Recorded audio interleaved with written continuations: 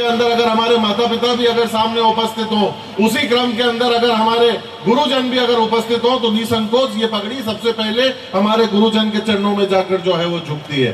मैं सबसे पहले यहाँ विराजमान संतों का, गुरुजनों का जो है खूब खूब कोटि कोटि प्रणाम, साधुवाद और राम राम नजर करता हूँ, अर्ज करता हूँ।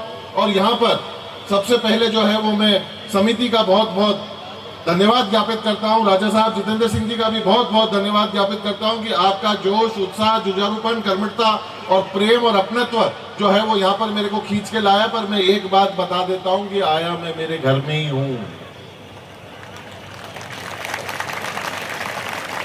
शौक है, मैं बोलियो हाँ है भाई।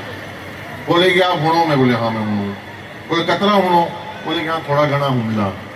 बोले कतरा टाइम तक हुंड लो, जतरी टाइम तक मतलब जो है वंडी एक बार लगाव रहे वतरी टाइम तक आप घूमता रहा। बोले ये सही है। मैं कहा अबे बोले यही बात अगर मैं एक प्रेमी ने पूछूं कि जो प्रेम कर रहा तू कतरी बार उड़ेगा, बोले कि वो कैसेट में घिस देगा, महीना भर उड़ लेगा, 2 महीना उड़ लेगा, 6 महीना उड़ लेगा, 8 महीना उड़ लेगा, पचे और साल भर उड़ लेगा, वनडे बाद कहीं रहेगा तो वो भी उग जाएगा। क्या बात भी सही है।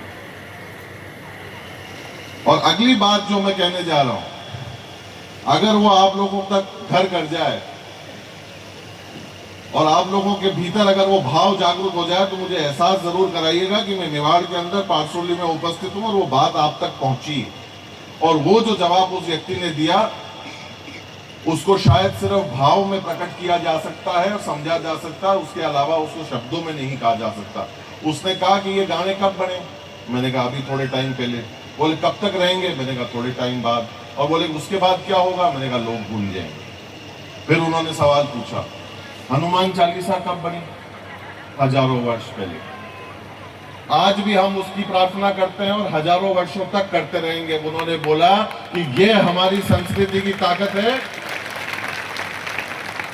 कि अगर आज हम लोगों को कुछ सीखना है, आज हम लोगों को कुछ जानना है, तो हमारे ग्रंथों को जानने की जरूरत है, जो हजारों वर्षों से हम कभी भी जो है उनसे ऊपर नहीं है, बल्कि हर बार जब पढ़ते हैं उनको, हर बार जब भगवान के सामने जाकर उस श्रुति को, उस श्लोक को कहते हैं, हमारे अंदर एक नई ऊर्जा पैदा होती है, हमारे अंदर एक नई ताकत पैदा होती है। ये ताकत है हमारी संस्कृति की, ये ताकत है हमारे धरोहर की।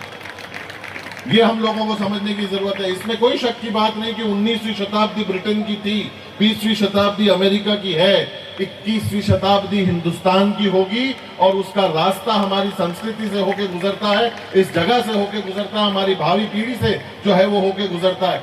आज मातृशक्ति यहाँ पर उपस्थित है। लोग कहते हैं कि लोगों ने राजस्थान के अंदर, मेवाड़ में जो है वो मातृशक्ति को पढ़ाया नहीं, बढ़ाया नहीं, आगे बताया नहीं। इस जिम्मेदार मन से मैं इस बात को कहना चाहता हूँ, उन लोगों तक इस बात को पहुंचाना चाहता हूँ कि आज से कुछ 25 वर्ष पहले नहीं, 50 वर्ष पहले नहीं, 75 वर्ष पहले नहीं, 100 वर्ष पहले नहीं, 125 वर्ष पहले नहीं, 150 वर्ष पहले नहीं, 1864 के अंदर पहली बालिका पाठशाला महाराणा शंभू सिंह जी द्वारा उदयपुर के अंदर खोली गई थी।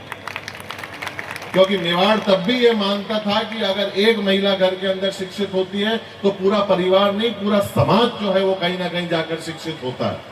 ये हम लोगों को समझने की आवश्यकता है, इस सोच को हम लोगों को आगे बढ़ाने की आवश्यकता है। और आज हम लोग इस सांस्कृतिक सोच और सीख से और शिक्षा से हम आगे बढ़ रहे हैं, ये हमारे लिए बड़ी खुशी की बात है। इसी सोच के अंतर्गत मैं भी मेरे टाबरों को, बच्चों को जो है वो यहाँ पर लेकर आया कि उनको सीखना चाहिए, समझना चाहिए, देखना चाहिए कि हम लोग कस्बों में, गाँव में आज भी हमारी संस्कृति को कैसे जीवंत रखे हुए हैं। इसके लिए मैं जितनी बार आपको बधाई दूं, मैं राजा साहब जितेंद्र सिंह जी का, उनकी समिति का, पारसोली का, आप सब लोगों का जितनी बार मैं धन्यवाद कहूं वो कम है।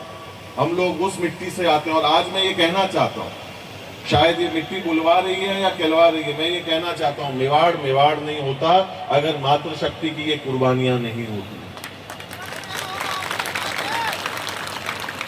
हालांकि ये मातृशक्ति के लिए तालियां बहुत कमजोर थी, मैं कभी नहीं कहूंगा आप लोगों को ताली बजाने के लिए, पर जो कुर्बानियां मातृशक्ति ने दी हैं, हम लोग उस स्थान से आते हैं, उस जगहों से आते हैं जहां केवल इंसानों ने ही अपने नाम सुनहरे अक्षरों के अंदर दर्ज करवाए, ऐसा नहीं है। पुरखों की आन निभाना ही मेवाड़ भूमि की पूंजी है।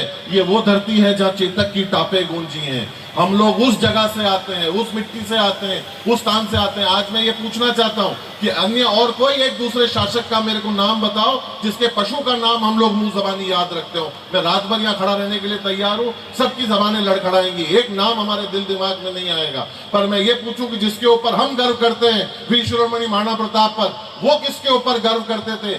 एक आवाज के अंदर सब लोग यहाँ पर बोलेंगे कि चेतक, जो आज की तारीख में उनका वफादार था, उनको गंभीर परिस्थितियों से बाहर निकाला। मैं ये कहना चाहता हूं कि ये भी मिट्टी लोगों के अंदर तो वो वीरता और शौर्य पैदा करती है तो करती ही है, पर उसके अलावा यहाँ के पशुओं तक में भी जो है वो वीरता पैदा करती है, जिनको हम हजारों वर्षों बाद, कई सदियों बाद भी उनको जो है वो हम लोग याद रखते हैं।